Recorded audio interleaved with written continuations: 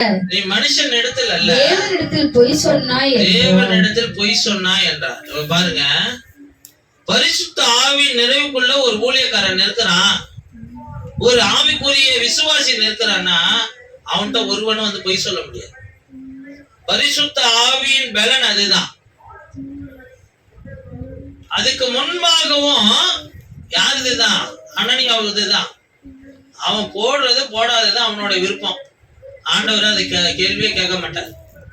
எந்த கேள்வி எடுக்கிறாரு? நீ ஏன் தேவன் இடத்துல போய் சொன்ன? அவன் என்ன செஞ்சான் பாருங்க, 9 ஆண்டவர்கிட்ட கொடுத்துட்டான். ஒரே ஒரு பங்கை தான் ஒழிச்சு வச்சிருக்கான்.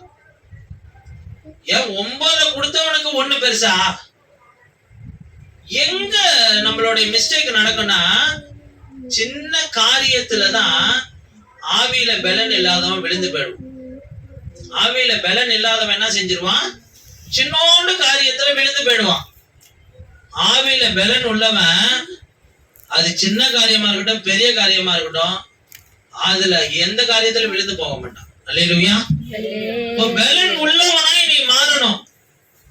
அப்போ உங்களுடைய உள்ளம் நீங்க போய் நிக்கும் போது உலக மனுஷனா இருந்தாலும் ஆவிக்குரியவனா இருந்தாலும் உங்கள் இடத்துல நின்று பொய் சொல்லக்கூடிய இடத்துல இருக்கவே முடியாது. ஏன்னா நீங்க பரிசுத்த ஆவியின் பலனினால் நிற்கும் போது அவன் என்ன சொல்றான்? பேதுரு என்ன சொல்றாரு? நீ என்ன இடத்துல இல்ல தேவன் இடத்துல போய் சொன்னப்பா. தேவனுடைய காரியங்களை மட்டும் நம்ம அலட்சியமா இருக்க கூடாது. எதை பொய் சொல்லக்கூடாது, எது அப்படியே எங்க மூத்த போதகர் ஐயா சொல்லுவாரு, டைம் என்ன பாஸ்டர் அப்படின்னு கேட்டோம்னா 2:1 2:1 என்ன சொல்லுவாரு? 2:1 2:1 2:2. இது நம்மளுக்கு கேட்க எப்படி இருக்கும்? யார் 2:5 சொல்லலாம்ல, யார் 2:10 சொல்லலாம்ல, என்ன பாஸ்டர் வந்து இது கூட தெரிய மாட்டேங்குது அப்படிதான் நம்ம போவோம். அப்போ எவ்வளவு ஷார்ப்பா இருக்காரு பாருங்க. பரிசுத்த ஆவியின் பலன் அதுதான். அல்லேலூயா. பரிசுத்த ஆவியின் பலன் எங்க ஒளிஞ்சுக்கிட்டு இருக்குன்னா சின்ன விஷயத்திலயும் உண்மையா இருக்கும். நீங்க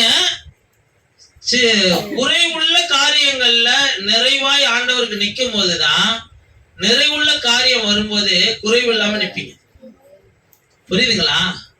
குறைவுள்ள காரியங்கள்ல நீங்க நிறைவுள்ளவர்களாய் நிற்கும் போது நிறைவுள்ள காரியம் வரும்போதும் குறைவு இல்லாம நிப்பீங்க ஆண்டவருக்கு முன்பாக.